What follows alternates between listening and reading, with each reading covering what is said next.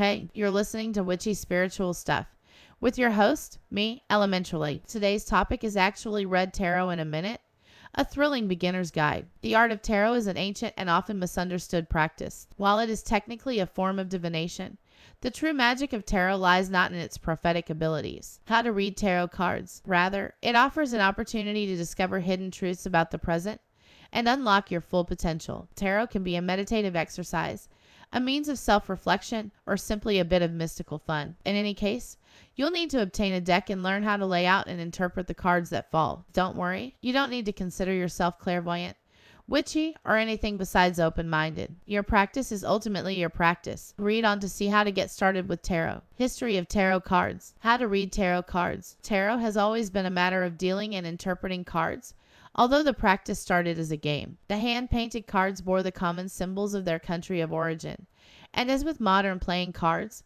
there was a hierarchy that determined which cards would beat others. In 18th century France, tarot cards became a tool of divination, perhaps because their centuries of use gave them a mystical element. The cartomancer interprets each card's icon as a symbol of deeper truth or mystery, and a tarot reading was meant to reveal hidden connections. How to read tarot cards. Early tarot deck creators considered them a microcosm that links universal themes to individual experiences. While contemporary Westerners typically perceive divination as fortune-telling, many cartomancers draw upon pagan traditions in which history, life, and existence itself are cyclical. In other words, tarot is less about seeing the future and more about unveiling the true nature of the universe. What's in a tarot deck? How to read tarot cards. Unlike the typical 52-card playing deck, tarot packs are much larger and typically feature highly symbolic illustrations. There are two types of cards: the major arcanas and the minor arcanas. The 22 major arcana cards reflect the driving forces and transformative events that shape our lives,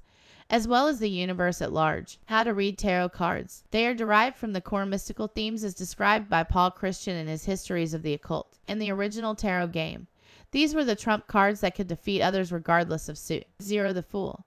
As in the contemporary playing cards deck's Joker card, the Fool is the wild card. In tarot divination, it often signifies a traveler who has not yet achieved the knowledge to move forward on one's journey. 1. The Magician, the lowest trump card. In divination, the magician represents a crossing between worlds and the symbol of manifesting one's desires. 2. The High Priestess, a symbol of the divine feminine and the deep wisdom hidden within the earth. 3. The Empress, typically portrayed as pregnant and or nurturing life. She is a symbol of fertility, whether of people, creatures, or ideas. 4. The Emperor, a classic symbol of power, dominance, and protection. 5. The Hierophant, often portrayed as the Pope. The Hierophant represents mercy, goodness, inspiration, and the connection between the heavenly and earthly realms. 6. The Lovers, sometimes shown as the twins.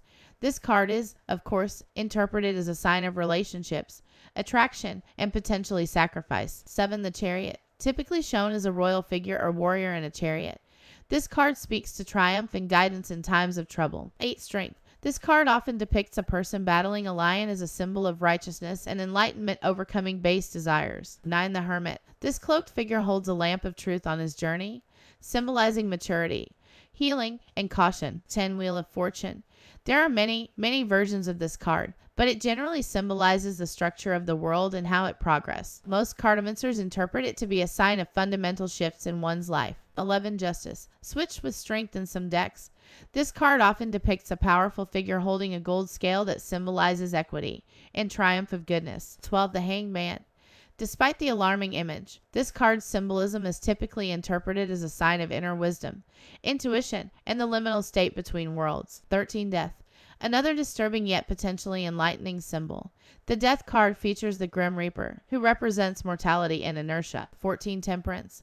Often depicted as an angel diluting wine with water, temperance represents frugality, moderation, and sometimes the achievement of goals. 15. The Devil. Obviously, the Devil card symbolizes fear, temptation, and seduction. 16. The Tower. Arguably the most ominous card, the Tower depicts violence happening around a tower and symbolizes mystery, ruin, and catastrophe. 17. The Star. Typically portrayed as a woman knelt behind stars as she pours water both into a lake and onto the shore. This card can be a bit mysterious, but often signifies loss, deprivation, and hope. 18. The Moon. This card symbolizes the fear of the unknown, deception, and mistakes. 19. The Sun. Unsurprisingly, the Sun card represents happiness and good fortune. 20. Judgment, depicting the book of Revelations in some decks.